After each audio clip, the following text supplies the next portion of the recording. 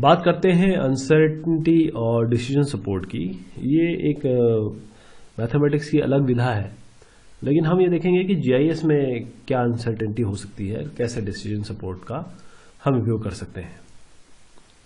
तो एरर्स जो है वो अनसर्टेनिटी में रिजल्ट करते हैं, और अनसर्टेनिटी कुछ वेगनेस के कारण हो सकती है। जो आपका कंसेप्चुअल मॉडल है, एक आपने मॉडल बनाया, उसमें कुछ वेगनेस हो सकती है, क्योंकि हर चीज़ जो है वो कॉन्क्रीट नहीं होती है। मैं आपको बताऊंगा कि इसको हम मॉडल कर सकते हैं फजी सेट थ्योरी से। फजी अभी आगे की स्लाइड्स में क्लियर हो जाएगा।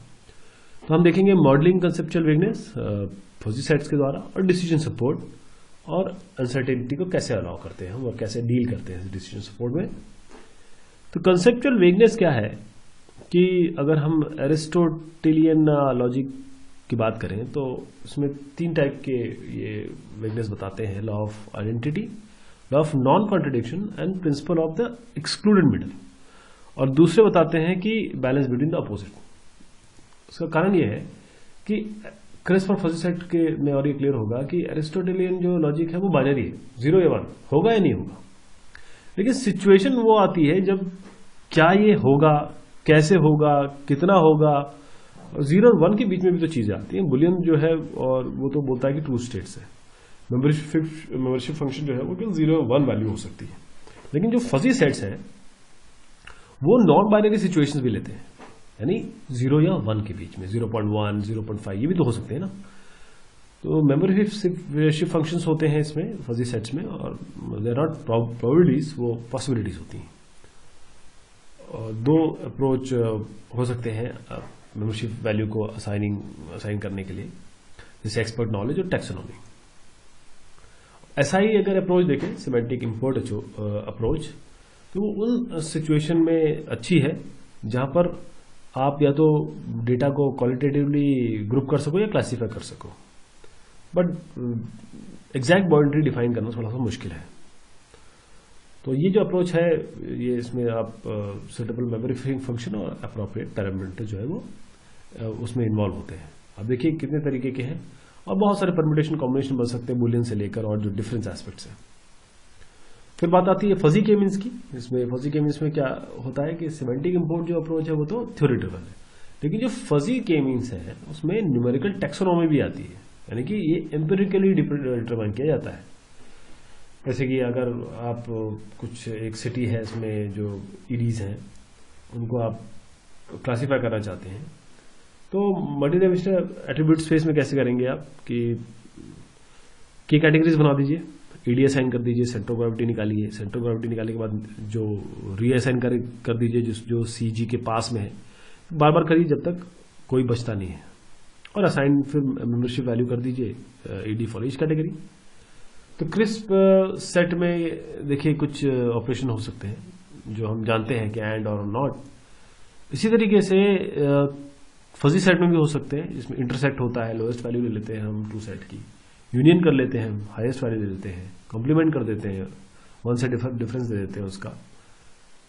तो अल्टीमेटली अगर मैं कहना चाहूं तो क्रिस्प जो हम अभी तक जानते हैं, अभी तक हमने पढ़ा है, वो फजी का स्पेशल केस है, और काफी अच्छा ये एक क्या कहते हैं ब्रॉड रिजल्ट व्यू देता है। और फजी पॉलीगॉन बाउंड्रीज की अगर बात करें तो ये लोकेशनल डेटा पे आप कर सकते हैं, अप्लाई कर सकते हैं। जैसे अगर आपको फॉरेस्ट एक बाउंड्री में आइडेंटिफाई करना है या नहीं, तो जो एजेस है जहां पर वो चेंज हो रहा है फंक्शन, जैसे फॉरेस्ट से नॉन फॉरेस्ट, वहां पर आप इसको अप्लाई कर सकते हैं फजी पॉलीगॉन बाउंड्रीज को। अब बात आती है डिसीजन सपोर्ट की। तो डिसीजन सपोर्ट जो है वो अल्टीमेटली एक ही चीज पे आता है कि आपको डिसीजन मेकिंग प्रोसेस में ये आपको मदद करे। टाइप ऑफ डिसीजन कौन से हो सकते हैं, रिसोर्स एलोकेशन डिसीजन या पॉलिसी डिसीजन। तो ये जो प्रोसेस है ये इनफॉर्मल होते हैं, इंट्यूटिव होते हैं, और फॉर्मल अप्रोच और अंदर जो है इसकी विधा आपको और डिसीजन मेकिंग में हेल्प कर सकता है। कॉन्सेप्ट क्या है इसमें? Decision framing, alternative land uses कौन से हो सकते हैं, कैंडिडेट सेट्स इसमें क्या होंगे, जैसे लैंड पार्सल्स है, और decision set particular location of land use to land parcels. और क्राइटेरिया आपका फैक्टर बेस्ड हो सकता है, और कंस्ट्रेंट्स होते हैं इसमें। डिसीजन प्रोसेस में आपका डिसीजन रूल है, उसमें आप चॉइस फंक्शन ले सकते हैं जैसे फॉर्मूला, चॉइस ह्यूरिस्टिक ले सकते हैं जैसे एल्गोरिथम। और डिसीजन किस टाइप का हो सकता है, क्लासिफिकेशन या फिर सिलेक्शन। क्लासिफिकेशन जैसे हाइपोथेसिस टेस्टिंग, सिलेक्शन यानी कोई सुटेबल साइट सुटेबल पर्पस के लिए। और ऑब्जेक्टिव्स जो है वो सोशल कल्चरल सब फैक्टर्स पर डिपेंड करता है। और इवैल्यूएशन जैसे डिसीजन रूल्स का application. Final evaluation single criteria, multiple criteria. Multiple criteria में आपका Boolean, overlay, weighted linear combinations. और इवैल्यूएशंस कैसे कर सकते हैं आप, सिंगल ऑब्जेक्टिव और मल्टीपल ऑब्जेक्टिव में कॉम्प्लीमेंट्री या कॉन्फ्लिक्टिंग टाइप से।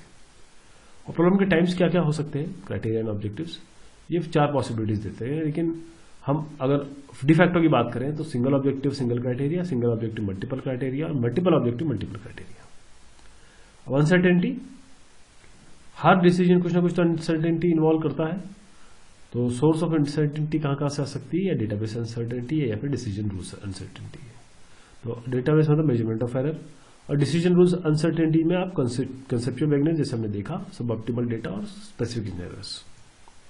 फिर रिस्क असेसमेंट की बात आती है। तो अगर रॉन्ग डिसीजन लगाएंगे तो इम्प्लीकेशन देखना पड़ेगा, क्या क्या इम्प्लीकेशन आ सकते हैं। तो आपको डिसीजन रिस्क और डिसीजन कॉस्ट दोनों देखनी पड़ेगी। उसके लिए आप बेयजियन स्टैटिस्टिक्स यूज कर सकते हैं। अगर नीमन पियर्सन अगर आप देखेंगे तो उसमें क्लासिकल स्टैटिस्टिक्स आती है, इसमें आप एम्पिरिकल फॉर्मूला से रिस्ट्रिक्ट हो जाते हैं। लेकिन अगर आप एडिशनल इन्फॉर्मेशन अगर आप डालना चाहें तो बेयजियन अप्रोच से कर सकते हैं। तो बेयजियन अप्रोच ये आपको नए इन्फॉर्मेशन और पुराने इन्फॉर्मेशन को अपडेट करने में मदद से रिजल्ट लाने में मदद करता है। तो धन्यवाद आप सभी लोगों का।